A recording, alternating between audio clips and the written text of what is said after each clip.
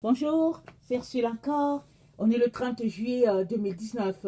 Alors, je viens sonner la trompette en cette soirée encore et je viens nous encourager à nous assurer que, au fait, nous nous apprêtons et que, bon, les voies de l'Éternel sont assez claires pour nous.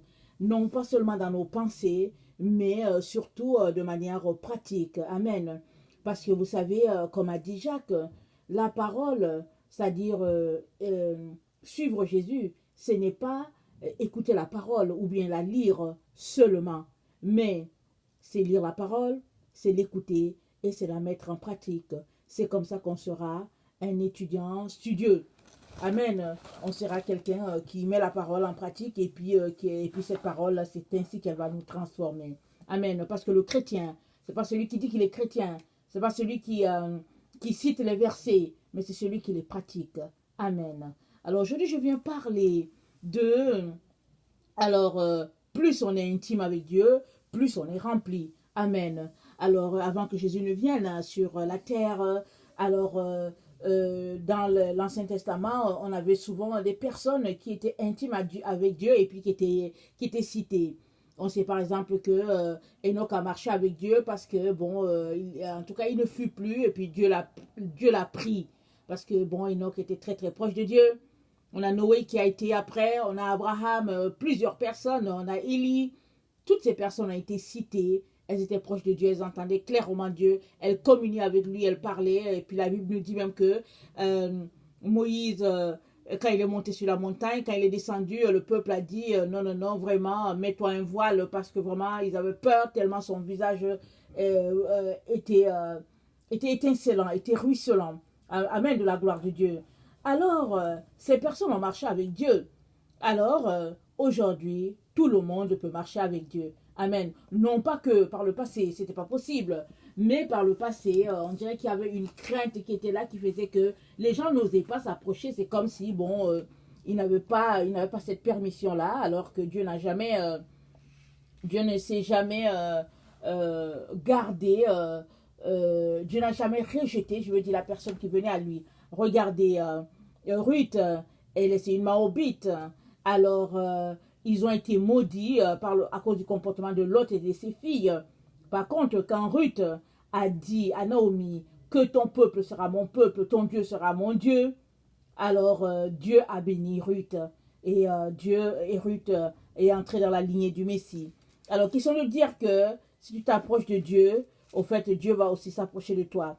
Amen. Alors, dans le psaume 103, il nous a donné une information. C'est dit,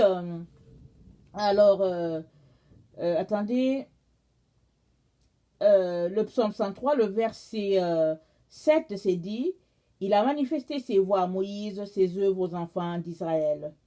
Alors, le verset nous informe que Moïse a connu les voies de Dieu, mais les enfants d'Israël, ils ont juste vu les œuvres de Dieu.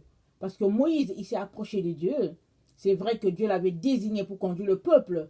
Mais Moïse, il a parlé avec Dieu. Il a eu l'intimité avec Dieu. Alors que les autres qui n'avaient pas cette intimité-là, ils ont juste vu les œuvres de l'Éternel. Amen. Mais Dieu aimerait pour toi et moi que au-delà des œuvres que nos yeux voient, que nos yeux touchent, au-delà de cela, le Seigneur aimerait qu'on puisse communier avec lui intimement et puis que vraiment dans les plus petits détails, on soit proche. Amen.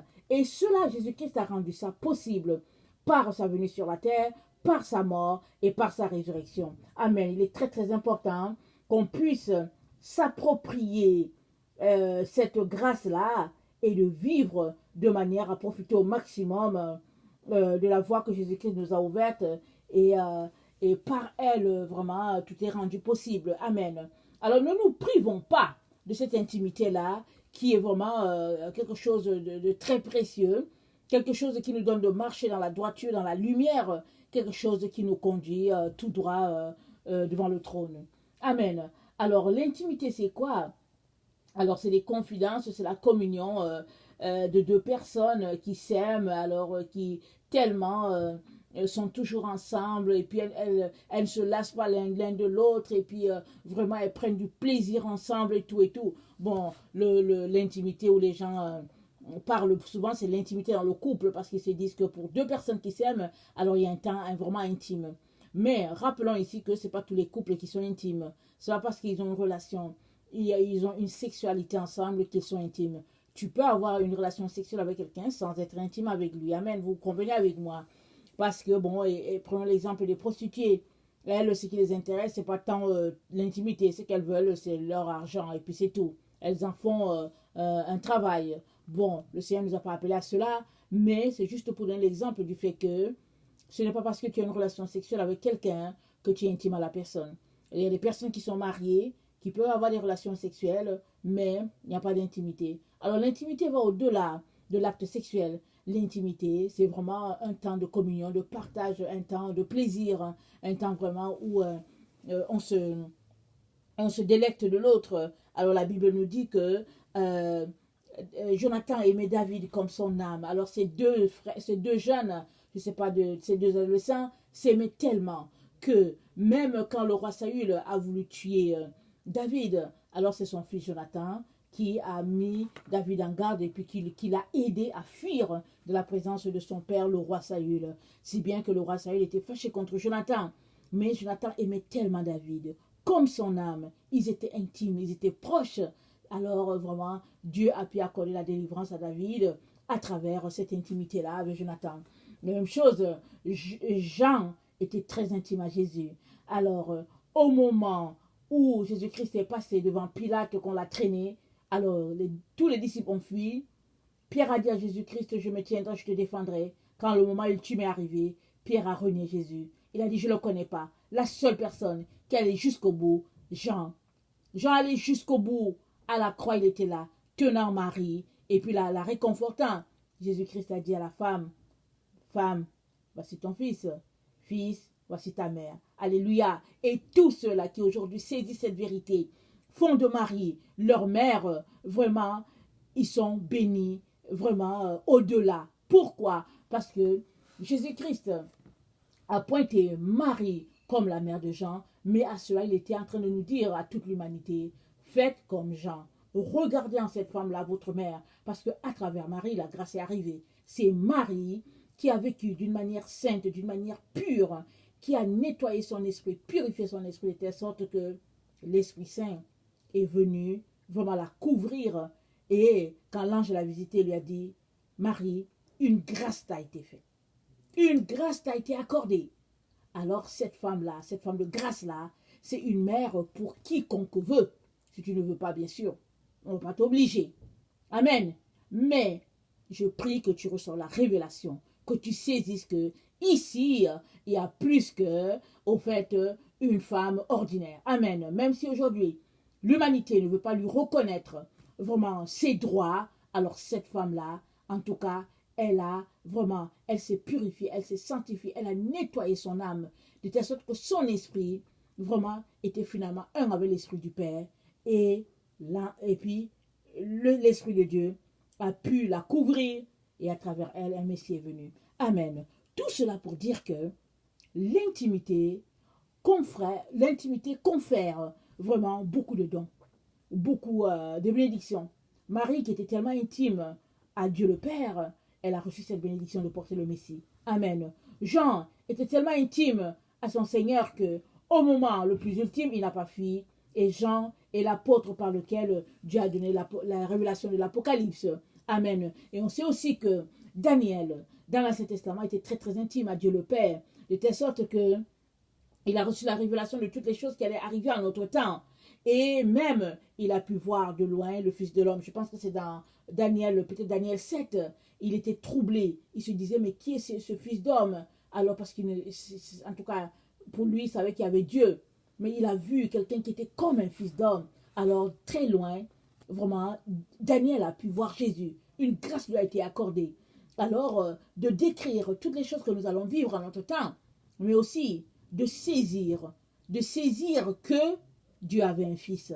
Même s'il ne saisissait pas toute l'ampleur, même s'il ne comprenait pas tout, son intimité avec Dieu a fait que Daniel a pu avoir un peu, en tout cas, une parcelle de l'éternité, vraiment, jusqu'à lui. Amen.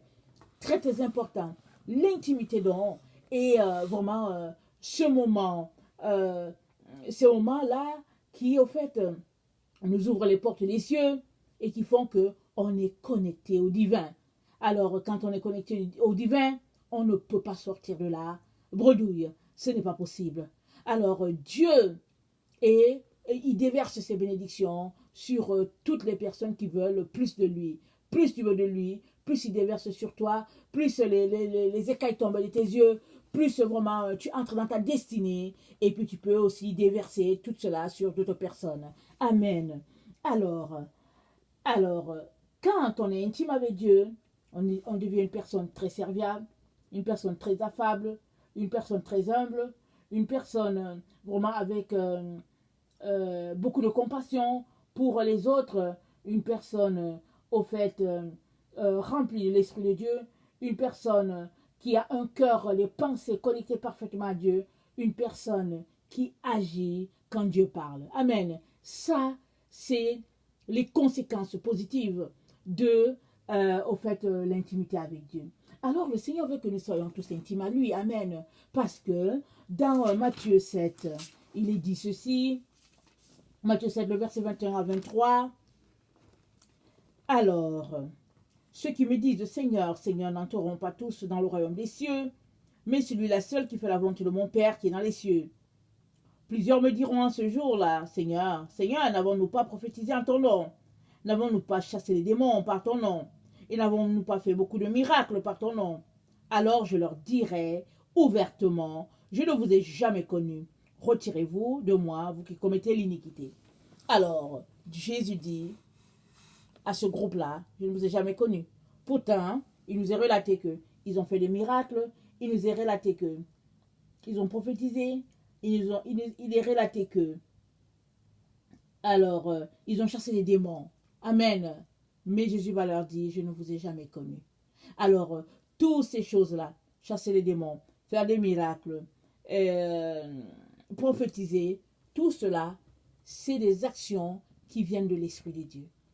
Dieu est tellement amour, Dieu est tellement bonté, que souvent, il est capable d'utiliser même le païen pour bénir quelqu'un d'autre. Parce que, suppose qu'il y a une situation tellement, tellement difficile qu'il faut sauver quelqu'un, Dieu, il va donner une prophétie. Il va donner quelque chose par la bouche de quelqu'un qui ne marche pas forcément selon Dieu. Parce qu'il s'agit de sa gloire à lui. Mais, il ne faut pas que tu te serves de ça pour dire à Dieu tu es son enfant ou pas. Parce que celui qui prouve qu'il est l'enfant de Dieu, celui qui prouve son intimité avec le Seigneur, c'est celui qui met en pratique la parole de Dieu. C'est celui qui obéit. C'est celui qui s'oublie pour vivre et marcher selon les voies de Dieu. Amen. Très, très important.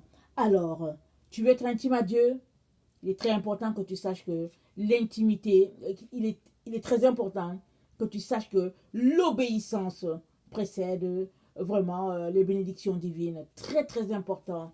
Alors, parce que si tu es l'enfant de ton Père, tu voudras lui obéir jusqu'au bout, n'est-ce pas? Alors, que le Seigneur vraiment nous donne de saisir cette vérité-là.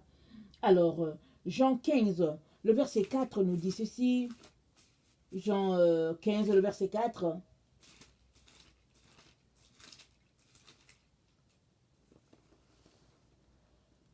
Demeurez en moi, et je demeurerai en vous. Comme le sarment ne peut de lui-même porter du fruit, s'il ne demeure attaché au cep, ainsi vous ne le pouvez pas non plus si vous ne demeurez en moi.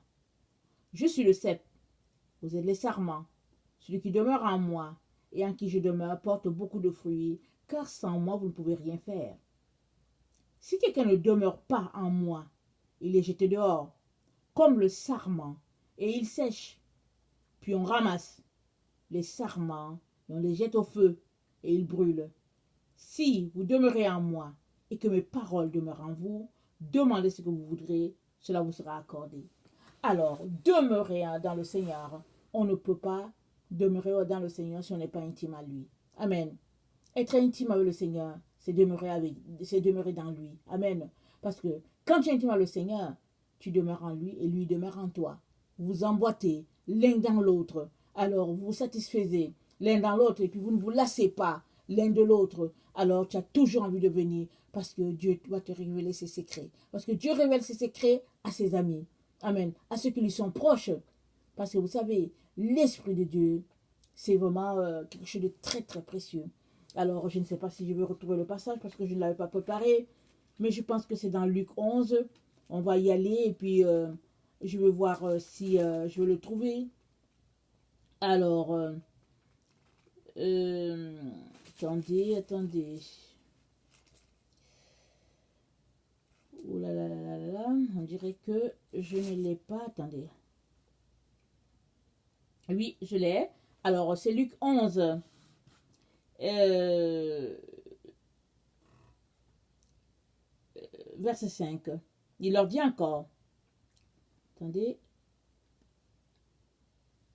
Ok, je vais lire à partir du verset 10. Luc 11, verset 10. Car quiconque demande reçoit. Celui qui cherche trouve. Et l'on ouvre à celui qui frappe. Quel est parmi vous le père qui donnera une pierre à son fils s'il lui demande du pain? Ou s'il demande un poisson, lui donnera-t-il un serpent au lieu d'un poisson? Ou s'il demande un œuf, lui donnera-t-il un scorpion? Si donc méchant comme vous l'êtes, vous savez donner de bonnes choses à vos enfants, à combien plus forte raison le Père Céleste donnera-t-il le Saint-Esprit à ceux qui le lui demandent? Amen. Alors le Saint-Esprit, c'est une bonne chose, parce qu'il fait partie des bonnes choses que Jésus-Christ a citées. Il dit le Saint-Esprit, si tu le demandes, si nous les humains, nous sommes méchants, et nous savons donner du poisson à nos enfants, des œufs, à combien plus forte raison Dieu qui est si bon, ne nous donnerait-il pas le Saint-Esprit? Maintenant, ça dépend de qu'est-ce que tu veux faire avec. Est-ce que tu demandes le Saint-Esprit pour juste t'enorgueillir? Il y a des gens, dès qu'ils arrivent, te disent bonjour, te disent je suis baptisé du Saint-Esprit, ils commencent à raconter leur vie. Et reste à savoir si c'est vrai. Amen. Alors, quand le Saint-Esprit est là, quand il vient, en tout cas, il te rend vraiment humble. Tu te rends compte que tu es petit. Parce que c'est l'Esprit de Dieu qui vient habiter en toi et tu vois tout de suite ta petitesse. Et tu ne comprends même pas pourquoi est-ce que un Dieu si grand ait pu choisir de venir habiter dans une personne comme toi. Amen. Alors, l'Esprit de Dieu, Dieu le donne à tous ceux-là qui sont intimes avec lui. Alors, comme je disais, c'est le temps dépend, le temps appartient au Seigneur. Alors, tu peux demander le Saint-Esprit. Aujourd'hui, il peut te le donner. Mais tu peux aussi demander aujourd'hui, il peut te le donner dans un an. Parce que pendant que tu demandes, pendant que tu cherches, alors le Seigneur fait une œuvre extraordinaire en toi. Évidemment, cherche Jésus et non le don. Parce que si tu as Jésus, tu as tout le reste avec. Mais si tu veux juste le don, alors bon, ça ne t'aidera pas vraiment. Parce que ça risque de t'éloigner de Dieu. Il est important que tu demandes Jésus tout entier.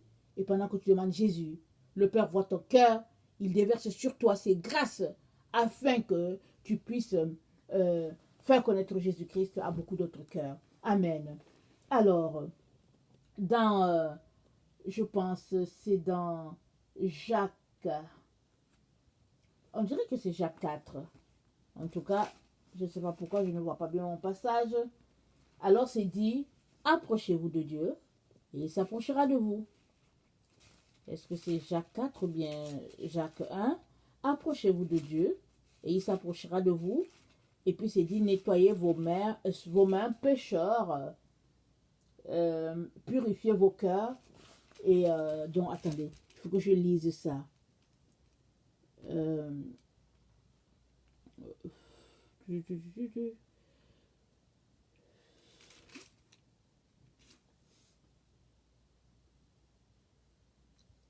Bon, je ne le vois pas parce que, bon, je ne sais pas pourquoi je n'ai pas le passage. Pourtant, je pensais l'avoir nettoyé, l'avoir noté. Mais c'est dit, approchez-vous de Dieu et il s'approchera de vous. Alors, attendez, je vais lire quand même le Jacques 4 parce qu'il y a une information importante pour les personnes comme nous qui recherchons le Saint-Esprit. Amen. Alors, d'où viennent les luttes et d'où viennent les querelles parmi vous? N'est-ce pas de vos passions qui combattent dans vos membres? Vous convoitez et vous ne possédez pas. Vous êtes meurtriers et envieux et vous ne pouvez pas obtenir. Vous avez des querelles et des luttes et vous ne possédez pas parce que vous ne demandez pas. Vous demandez et vous ne recevez pas parce que vous demandez mal dans le but de satisfaire vos passions. Adultères que vous êtes, ne savez-vous pas que l'amour du monde est inimitié contre Dieu? Celui donc qui veut être ami du monde se rend ennemi de Dieu. Croyez-vous que l'Écriture parle en vain? C'est avec jalousie que Dieu chérit l'Esprit qu'il a fait habiter en nous. Amen. Il accorde au contraire une grâce excellente. C'est pourquoi l'Écriture dit, Dieu résiste aux orgueilleux, mais il fait grâce aux hommes. Soumettez-vous donc à Dieu. Résistez au diable et il fuira loin de vous. Voilà, c'est trop le passage. Approchez-vous de Dieu et il s'approchera de vous. Nettoyez vos mains, pécheurs. Purifiez vos cœurs, hommes irrésolus. Sentez votre misère. Soyez dans le deuil et dans les larmes. Que votre rire se change en deuil et votre joie en tristesse. Humiliez-vous devant le Seigneur et il vous élèvera. Amen. Alors, approchez-vous de Dieu et il s'approchera de vous. C'est à toi et moi de nous approcher de Dieu. Amen. C'est à toi et moi de nous humilier devant le Très-Haut. C'est à toi et moi de sentir notre misère, d'être dans les larmes, dans la supplication, pour notre repentance, vraiment. Et ainsi vidé de nos souillures, l'Esprit de Dieu va venir habiter en nous et puis sceller vraiment ce rapprochement-là entre le Père et nous. Très très important. Pourquoi? Parce que, comme a dit Jacques, il dit, croyez-vous que l'Écriture parle en vain? C'est avec jalousie que Dieu chérit l'Esprit qu'il a fait habiter en nous. Amen. L'Esprit de Dieu en nous, parce que c'est par l'Esprit de Dieu qu'on devient chrétien. Cet Esprit-là en nous, il est donc important qu'on en prenne soin comme quelque chose de très très très précieux, plus précieux que l'argent, plus précieux que l'or, parce que c'est l'Esprit de Dieu en toi. Il va te révéler qui tu es, il va te révéler ta mission sur la terre, et il va t'aider dans ton ministère à tous les jours envers les gens, et de telle sorte que, à la fin de ton séjour sur la terre, tu seras tout simplement béni parce que tu auras glorifié Dieu parmi les hommes. Amen. Vraiment, que le Seigneur nous donne de couper de notre vie ce qui a coupé. Que le Seigneur nous donne de jeter ce qui a jeté. Parce que Dieu fait une grâce vraiment à tous ceux-là qui s'approchent de lui avec un cœur repentant et un cœur sincère. Alors,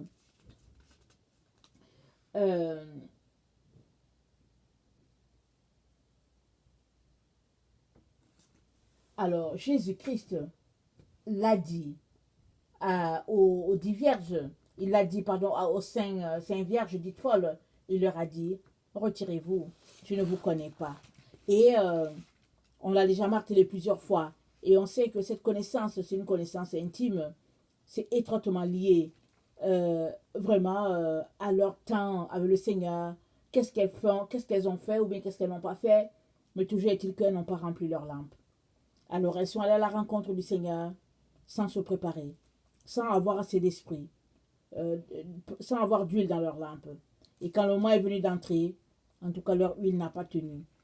Et elles sont parties en acheter parce qu'il y a comme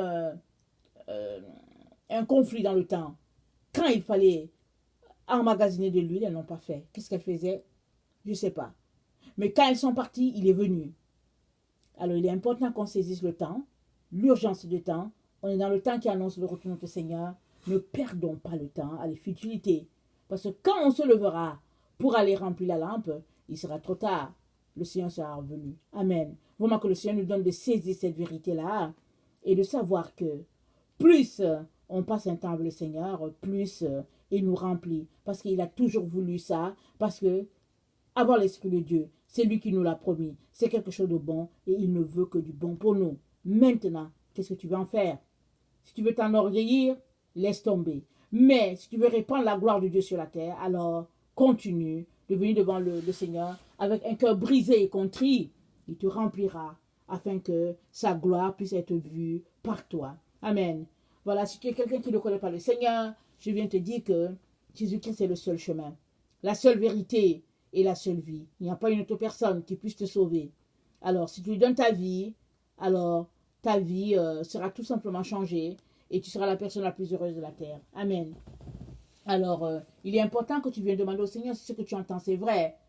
Parce que une autre personne peut te convaincre que c'est faux. Mais si tu viens devant Dieu en le suppliant, alors il va se révéler à toi. Parce qu'il se révèle à tous les cœurs qui le cherchent vraiment avec sincérité. Alors voilà, que le Seigneur vous bénisse et qu'il vous fortifie. Amen. Je vous aime beaucoup et Dieu davantage. Soyez bénis, Maranatha. Merci.